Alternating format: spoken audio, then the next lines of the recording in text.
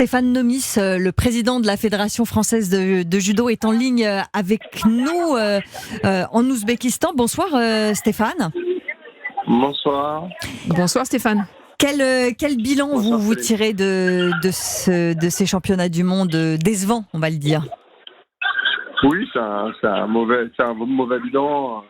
On revient quand même avec 5 médailles, donc c'est toujours ça de prix, mais c'est très en deçà de ce qu'on attendait. On attendait au moins 7 médailles et plus d'or surtout. C'est la vraie différence, c'est sur l'or, quoi. Et donc vous, là, est-ce que vous dites, je remets tout en question parce qu'il y a quand même les Jeux Olympiques de Paris 2024 qui sont en ligne de mire, qui sont finalement dans pas si longtemps que ça maintenant, dans 20 mois. Donc comment vous voyez les choses? Eh ben alors si on peut remettre en question chez les hommes, chez les filles, on fait quand même une médaille sur 2, plus de 50% de médailles sur cette catégorie. Donc je pense qu'il y a beaucoup de sports qui aimeraient avoir 50% de médaillés, et surtout aux Jeux. Et donc je vais peut-être pas remettre en question le groupe des filles. C'est des voitures de course, c'est des réglages. On va devoir régler, affiner, reprendre l'entraînement correctement. Là, je pense que c'est plutôt ça qu'on va faire. Par contre, chez les garçons, ça passe pas le deuxième tour, c'est catastrophique. On finit 24e nation. C'est vraiment pas possible. Ça faisait longtemps qu'on descendait, et là on a atteint les abîmes. Donc j'ai demandé aux équipes de faire le constat. Après on fera l'analyse complète, et après on trouvera des solutions. C'est sûr que c'est comme ça se passe dans le monde de l'entreprise. Moi je suis là pour apporter comment ça marche dans l'entreprise, dans le monde du sport, et mon but c'est vraiment de trouver des solutions pour cette équipe masculine, parce que c'est ça qui fera la différence à Paris. Ouais. Stéphane, je me permets, je mets le pied dans la porte. Vous avez raison, concernant les filles, elles sont 4e au classement des médailles derrière le Japon, le Brésil et la Croatie. Il y a une équipe, c'est solide, on sent qu'il y a des bonnes bases. Il y a quelques filles qui ont fait des contre-performances, mais on sait qu'il y a de la ressource. En revanche, du côté des garçons, c'est vrai qu'il y a un vrai sujet d'inquiétude. C'est quoi la solution? Parce que il y a un vrai problème, on peut le dire, entre nous au sol, sur les enchaînements de boussole, où une fois encore, on a constaté les carences des garçons notamment, et sur le mental aussi, quand on entend Chirine Boukli, qui est championne d'Europe dans la catégorie des moins de 48 kilos, battue au premier tour, qui dit j'ai pas compris ce qui s'est passé, elle est rentrée dans ma tête, et en gros voilà, ça m'a poussé vers la sortie. Il y a un colossal travail à faire. Est-ce qu'il faut pas les sortir de leur zone de confort, peut-être renouveler le staff, amener du sang frais, imaginer d'autres façons d'entraîner aussi pour aller talonner des pays comme le Brésil, je l'ai dit, la Croatie, l'Italie aussi, la Belgique, qui sont devant nous désormais? Oui, alors ils sont devant nous de pas grand-chose. Si on rajoute Clarisse, Lucas Mekedze et Teddy Riner, ils seraient derrière nous. Donc faut rester serein aussi. Faut pas tout remettre en cause, mais par contre, ce qui est sûr, c'est qu'on doit changer notre système d'entraînement masculin, et en faire des gens qui gagnent, parce que vous avez raison, c'est sur le tapis que ça gagne pas. Ouais. Notre grosse problématique, elle est sur le tapis. Leurs techniques, elles sont pas assez impactantes. Ils font pas tomber. Au niveau tactique, c'est toujours nous qui prenons un 3e silo contre nous.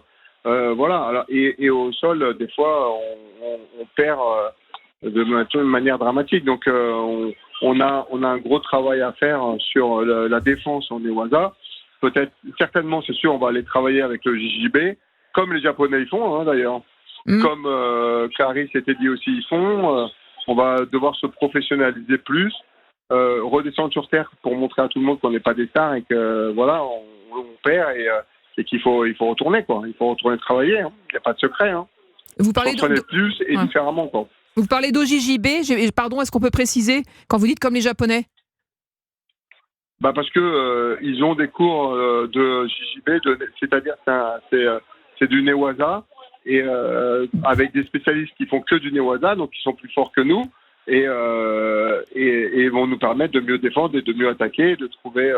Parce qu'au Newaza, on peut apprendre très rapidement et devenir beaucoup plus fort très rapidement, beaucoup plus fort que sur le Tashiwaza. Donc on va devoir trouver des solutions. On va préciser juste, Virginie, le Newaza, c'est le sol. Donc, quand on dit JJB, c'est Jiu-Jitsu brésilien. Oui, et parce le que moi, j'ai besoin de traduction. Voilà, et le Tachiwaza, c'est le judo debout. Donc, voilà. Et les deux sont effectivement compatibles. Stéphane Nomis, le président de la Fédération française de judo, est en ligne avec nous. Axel May avait une question à vous poser. Oui, alors je précise déjà que gentiment, il nous répond alors qu'il est dans le car en train de l'emmener à l'aéroport parce que vous rentrez directement, hein, Stéphane, en France avec une escale à Istanbul. Alors moi, je voulais quand même signaler, parce qu'on parlait de Teddy Riner et Clarissa Agbenienou, ils sont pas là. Teddy Riner, il devait participer, il s'est blessé. Niu Niu, son surnom, elle revient de maternité. Et d'ailleurs, elle a fait son entrée au musée Grévin, là, il y a pas longtemps. Ça, c'est génial. Il n'y a pas beaucoup de judokas. La dernière fois, je crois que c'était Brigitte Dédier, justement, qui avait été en 88 au musée Grévin. Ça, c'était juste pour préciser pourquoi ces champions n'étaient pas là. Concernant le constat qu'on fait sur les garçons, je me souviens, ça devait être les championnats du monde 2016 ou 2017 en Hongrie. 2017, Budapest. Budapest. Déjà, il y a Riner qui gagne, et puis on se rend compte que derrière, il n'y a plus personne. C'était en 2017, on est en 2022. 2024, c'est quasiment demain. Stéphane Nomis, ma question est donc la suivante. Les filles, on peut dire qu'elles ont pas forcément obtenu les résultats qu'elles voulaient, mais elles sont quand même présentes sur les podiums.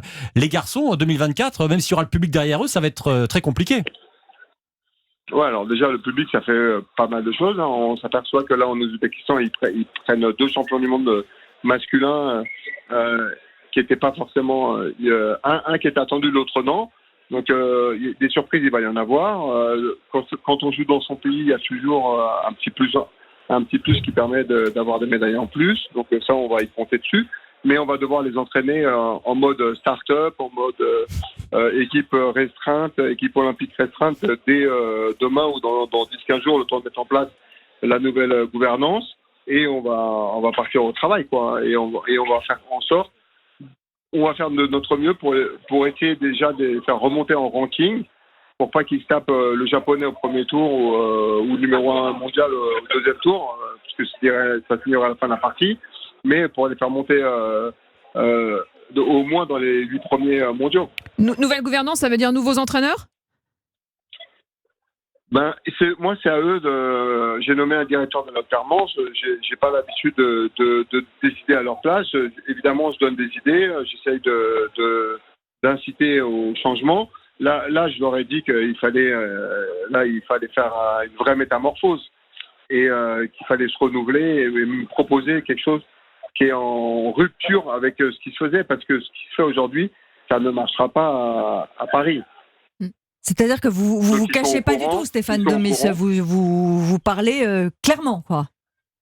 Ah oui, moi je parle clairement, vous savez, je n'ai pas l'habitude de me cacher, et ils savent que je demande une rupture de changement d'entraînement, pour qu'on réussisse, quoi. Sous quel délai, Stéphane Nomis, président de la Fédération française ? J'aurais donné 15 jours. Ah oui. C'est court et en même temps, il faut réagir vite pire. Dans 15 jours, on doit commencer la nouvelle gouvernance.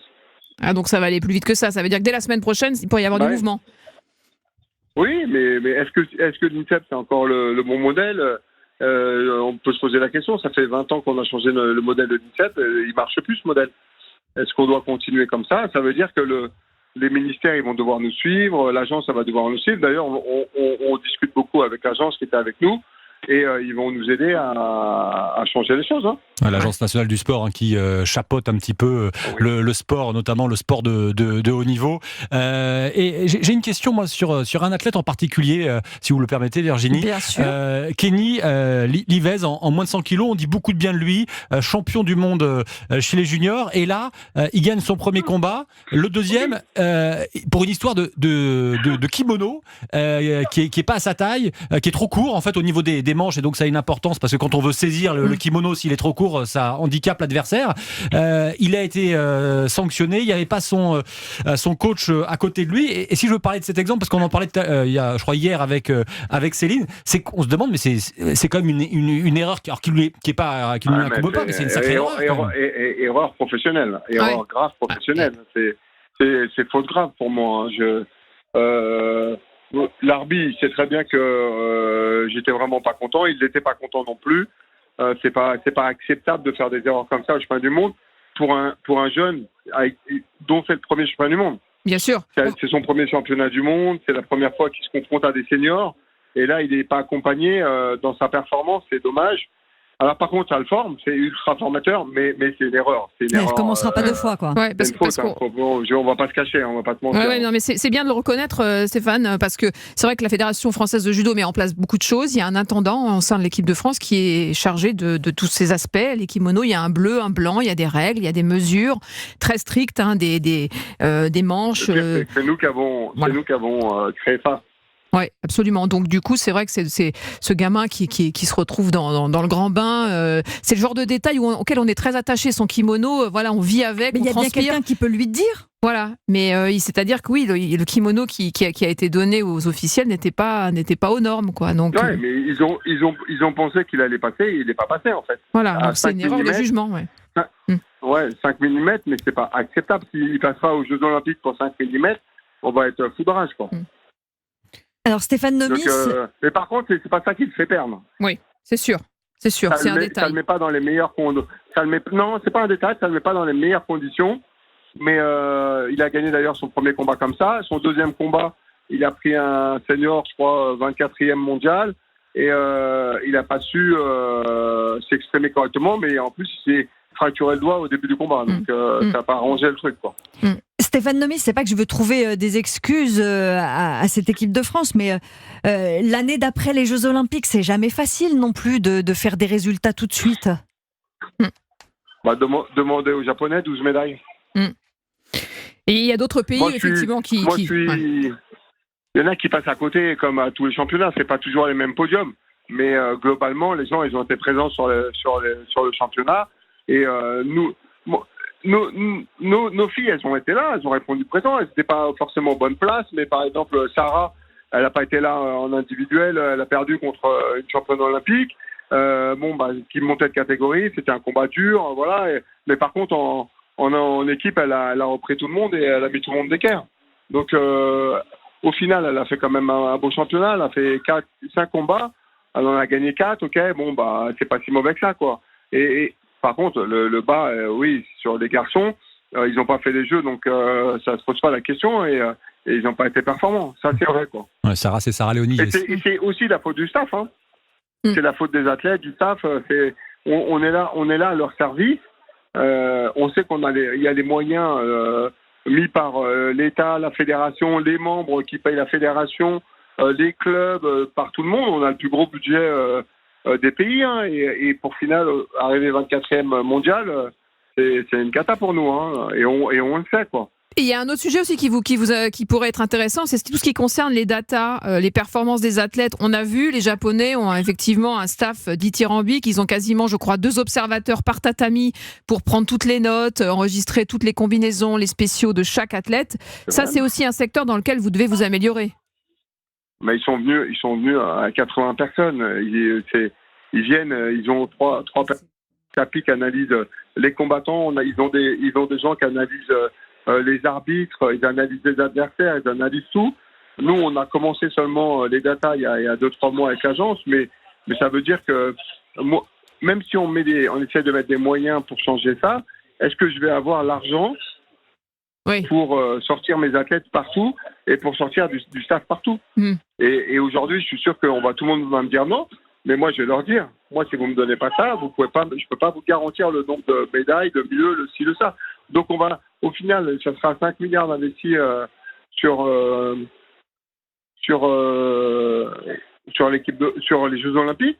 Mais si on nous met pas quelques millions en plus pour qu'on puisse emmener tout le monde pour développer le judo, ça serait dommage qu'à la fin, ils me disent oui, vous faites passer de médailles. Je leur dirais, mais on n'a pas eu les moyens de s'entraîner correctement, quoi. Merci beaucoup, j'en appelle à la générosité publique. Vous en appelez à la générosité publique. Merci beaucoup Stéphane Nomis, président de la Fédération française de judo, pour votre parler vrai, le fait que vous ne vous cachiez pas. Il se cache pas, hein. Il vient du monde de l'entreprise. Il a créé sa boîte d'entreprise, sa boîte de cabinet de conseil et d'expertise en technologie. Et quand il est arrivé à la présidence de la Fédé, il a dit je vais mettre ce que je fais en entreprise au sein de l'équipe de France. Et ça s'entend. Merci beaucoup d'avoir participé à Europe 1 Sport. Merci également à Céline Géraud.